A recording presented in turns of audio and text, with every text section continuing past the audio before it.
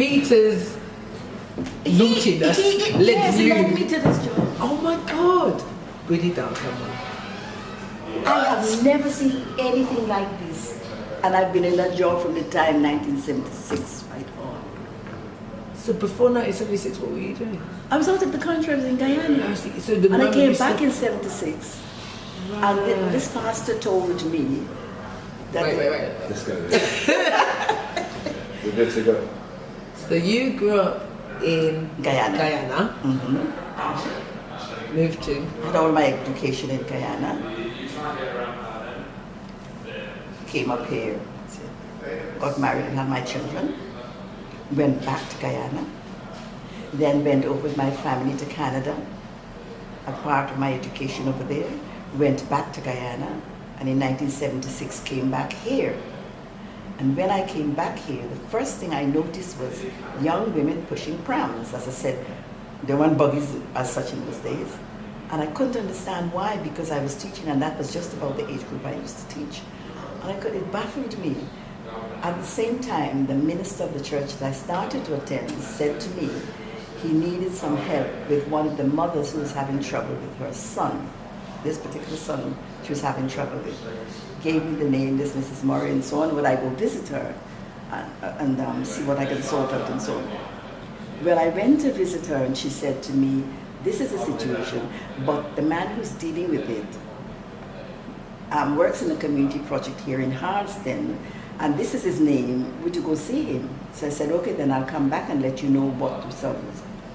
When I went to the place where this guy was, I asked for him and he came out to see me. He said, hello, you Mrs. Robertson. Yes. I said, what can I do for you? And I said, I'm looking for a job. And he said, oh, I've got the right thing for you.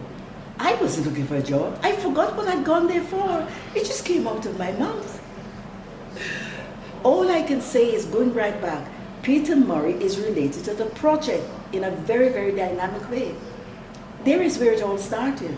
Because I began to now get involved now with social services and the different agencies in the London Borough of Brent, all because of this little guy who was given trouble. And now the guy comes back after all these years.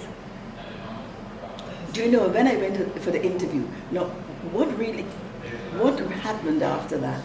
Oh, this church, the Methodist Church, Hartford Methodist Church, is looking for a worker who would look after some people who have their children come to the church and have the babies blessed, and then they disappear and nobody knows what's happened to them. Remember when I came back, I was looking at these things, and I was given a list of names of babies and mothers and so on. Would you visit them and find out what has become of them? That's how the project started. All because Peter Murray was giving trouble, and I went to a place and said, I'm looking for a job. I got the job. That is what you call God. Deeply associated with that project, all because of Peter Murray. His name rings a bell. It is really important to the project. And then after that, so you met Peter, or you met his mum? I met his mum. I hadn't seen him. I said I saw the back of the head of this young man. That was it? Yeah. And then there was this gap? Yes. Yeah. And you never heard I anything hadn't about heard anything about him at all.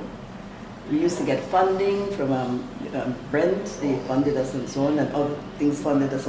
But until I went to this church about 3 years ago, when our funding ran out. And I heard this Peter Murray, you know, that name rings a bell.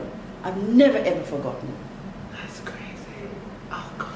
It's amazing. God's amazing, isn't it? Yes, the way he connects up things, Yeah. divine appointments and all that. Yeah. That's why he said, don't worry about anything. Don't worry, he's got it all in hand. And this going right back, I'm sure Peter was either 10 or 11. I believe he was 11 years old. But that's God for you.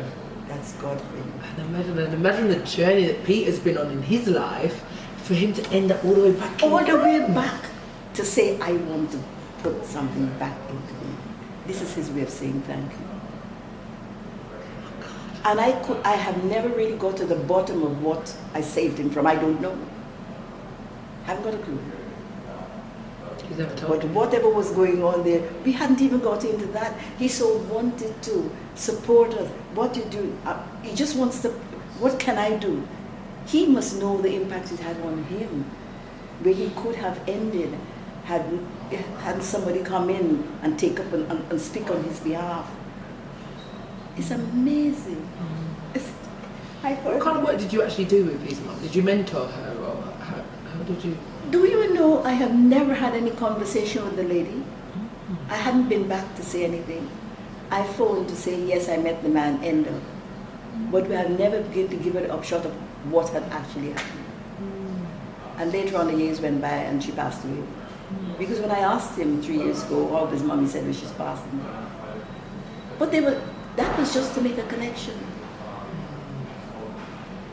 And all the pastor told me, thank you for seeing.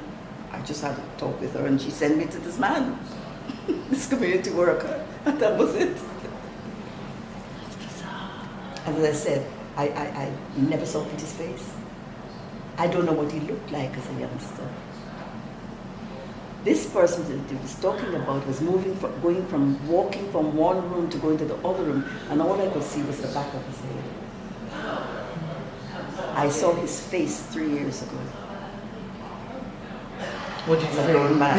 As a grown man. I couldn't think because I couldn't put a small face to this one. I couldn't put a young face to this older person. Thank you. It's wonderful. Thank you. Wonderful. Right. Cheers. That's brilliant. I'm glad we did that, actually. That's something. Oh,